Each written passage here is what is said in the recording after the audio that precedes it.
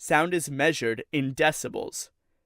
Decibels actually go into the negatives, and then eventually, if you get high enough, will start going positive.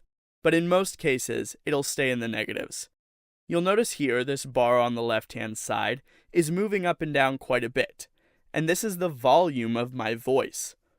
It tends to be somewhere between -18 and -6 as I'm talking.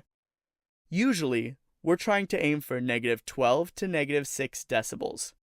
Certain platforms like ACX, which is Amazon's audiobook platform, won't allow you to submit anything that peaks over -3 decibels.